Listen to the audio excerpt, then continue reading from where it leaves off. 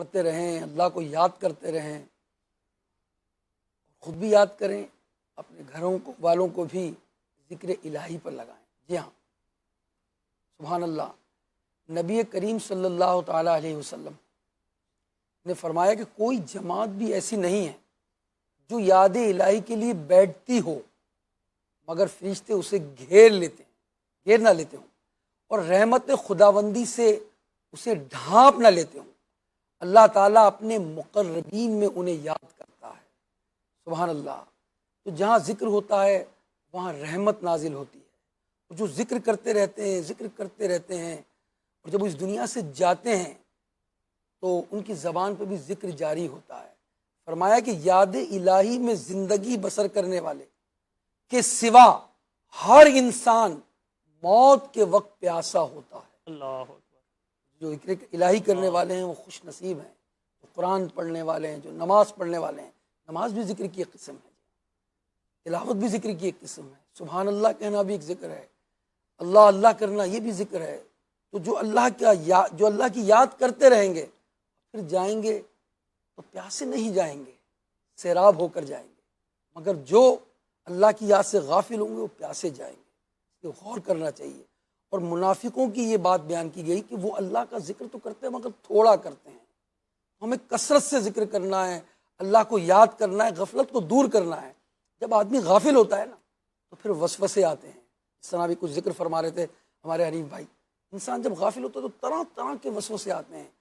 جب کبھی ایسا معاملہ ہو فوراً ذکر الہی کرنا شروع کر دیں، درود شریف پڑھنا شروع کر دیں، جو ہے وہ قرآن مجید کی آیات پڑھنا شروع کر دیں، سورہ اخلاص پڑھنا شروع کر دیں، اور جب وسوسہ آئے تو لا حول ولا قوت الا باللہ یہ پڑھیں، آپ لا الہ الا اللہ محمد الرسول اللہ یہ پڑھیں، اللہ کا ذکر کریں۔ ایک صاحب نے کہا کسی سے کہ تمہیں ابھی جو آپ فرما رہے تھے تھوڑی دیر پہلے کہ جو ذکر میں ان کو جو لذت ملتی ہے، انہوں نے کہا کہ جو تمہیں نوٹ گننے میں مزہ آتا ہے نا، جو تمہیں نوٹ گننے میں اور مال جمع کرنے میں مزہ آتا ہے، ہمیں ذکر الہی میں اس سے زیادہ مزہ آتا ہے۔ تو واقعی جو ذکر کرتے ہیں، جو اس کی لذت سے آشنا ہو جاتے ہیں، پھر انہیں بغیر ذکر کے مزہ ہی نہیں آتا۔ سبحان اللہ۔ تو اب یہ بات جو میں نے ابھی عرض کی کہ اللہ کا ذکر کریں، قرآن مجید بھی پڑھیں، سبحان اللہ پڑھیں، الحمدللہ جو ہے پڑھیں، تسبیح کریں، تحلیل کریں۔ کون سا ذکر کرنا چاہیے؟ سبحان اللہ پڑھنا چاہیے، یہ تسبیح پڑھیں، الحمدللہ پڑھیں، لا الہ الا اللہ پڑھیں، سبحان اللہ و بحمدہ پڑھیں۔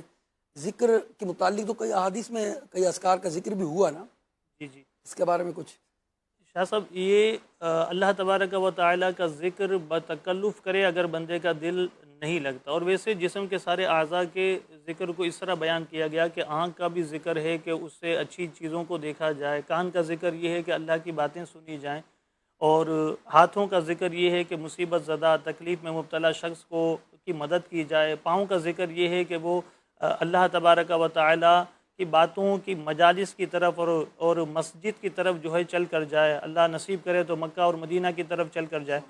تو یہ اعضاء کے ذکر تو بیان کیے گئے، اور جو آپ نے ارشاد فرمایا کہ جو اللہ والے ہوتے تھے جن کا ذکر میں ایسی لذت ملتی تھی اور ایسی چاشنی ان کو ملتی تھی کہ وہ اس لذت اور اس چاشنی کی وجہ سے اس میں فنا ہو جایا کرتے تھے۔ حضرت ابراہیم علیہ السلام جو اللہ کے نبی ہیں، ان کا ایک واقعہ ذکر کرتا ہوں، پھر انشاءاللہ اس طرف بھی میں آتا ہوں۔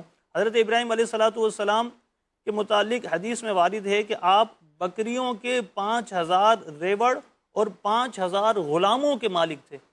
فرشتوں کو تعجب ہوا کہ مرتبہ خلت پر فائز ہیں، اللہ کے خلیل ہیں، اس کے باوجود مال و متاع کی اتنی کثرت ہے دنیاوی۔ اللہ تعالیٰ کو منظور تھا کہ فرشتوں کو آپ کی خالص محبت کا مشاہدہ کروائے، تو اور یہ بتایا جائے کہ دنیاوی مال و متاع کی کثرت حقیقی محبت کے منافی نہیں ہے، جبکہ قلب اس مال و متاع کے ساتھ نہ لگا ہوا ہو، کہ دل اس کی طرف مائل نہ ہو، تو یہ حقیقی محبت کے منافی نہیں ہے۔ چنانچہ ایک دن آپ بکریوں کے ریوڑ کے پیچھے تشریف لے جا رہے تھے، حفاظت کے لیے ریوڑوں کے ساتھ کتے بھی تھے، جن میں سے ہر ایک کے گلے میں سونے کا پٹا تھا، گولڈ کا پٹا تھا۔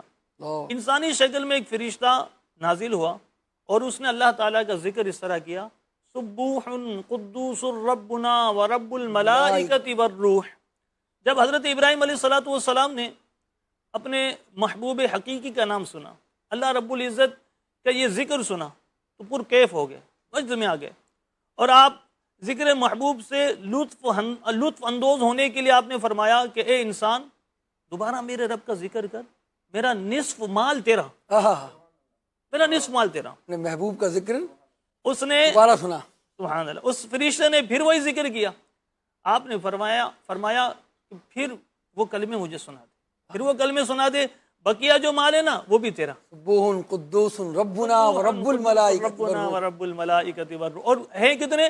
5000 غلام اور 5000 ریوڑ کے مالک، اللہ اللہ، اور اللہ کے ذکر کی ایسی لذت اور چاشنی ان کے دل میں ہے کہ وہ کہتے ہیں کہ سارا ریوڑ لے لے، سارا مال لے لے، ذکر سنا، مجھے رب کا ذکر سنا، ہائے ہائے، مجھے اپنے پروردگار کا ذکر سنا، اللہ ان کا صدقہ عطا کر دے۔ اللہ ہمیں ان کا صدقہ نصیب فرمائے۔ تو ویسے ذکر کے لیے اور بہت سارے افضل ذکر لا الہ الا اللہ کو کہا گیا، اور اسی کے ساتھ ساتھ وہ ابھی پچھلے دنوں مدنی چینل پر بھی تکمیل بخاری کے حوالے سے جو سلسلہ ہوا تھا مدنی مذاکرے میں، امیر علیہ سنت نے فرمایا تھا، تو اس میں وہ جو آخری حدیث ہے، کلمتان حبیبتان الی الرحمن ثقیلتان فی المیزان خفیفتان علی اللسان ثقیلتان فی المیزان سبحان اللہ وبحمدہ سبحان اللہ العظیم، کہ دو کلمے رحمان کو بہت زیادہ محبوب ہیں، کلمتان حبیبتان الی الرحمن ثقیلتان فی المیزان ثقیلتان فی المیزان کلمتان حبیبتان الی الرحمن خفیفتان علی اللسان، زبان پر ہلکے ہیں، ثقیلتان فی المیزان، میزان عمل پر بھاری ہیں، سبحان اللہ وبحمدہ سبحان اللہ العظیم۔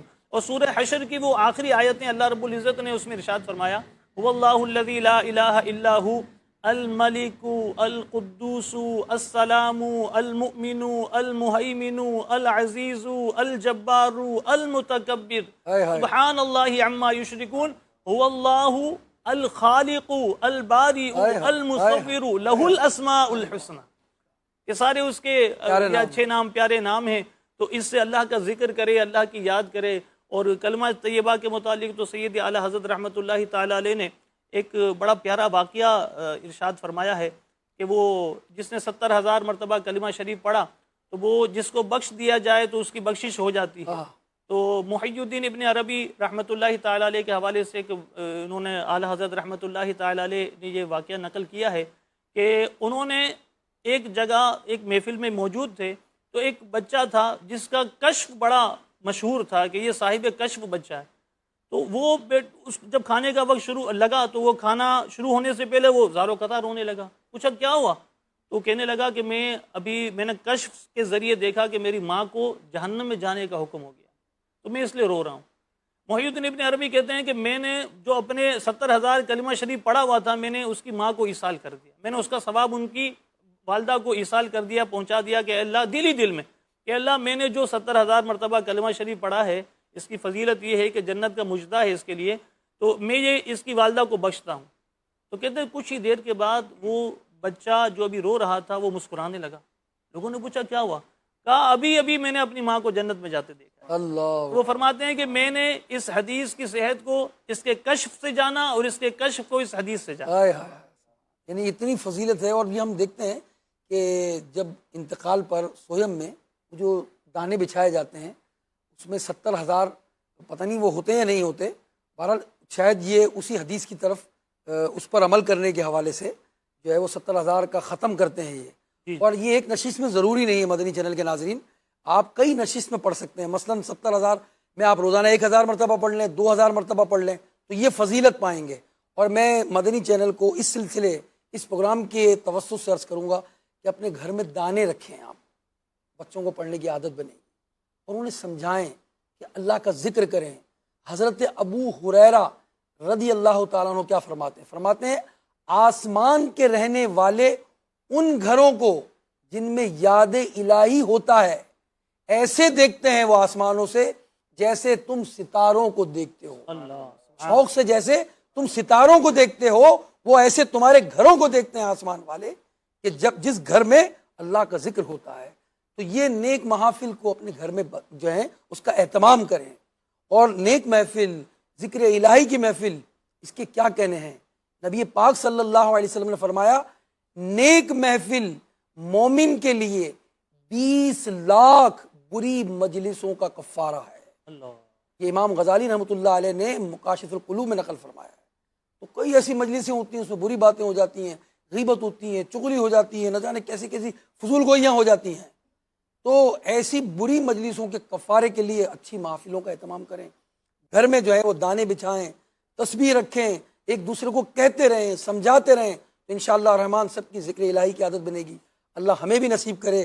ہمارے پاس کال بھی ہیں، کئی ایک کالز ہیں، ہم کوشش کریں گے کہ ساری چل جائیں کیونکہ سلسلے کا وقت بھی ہمارا محدود ہے.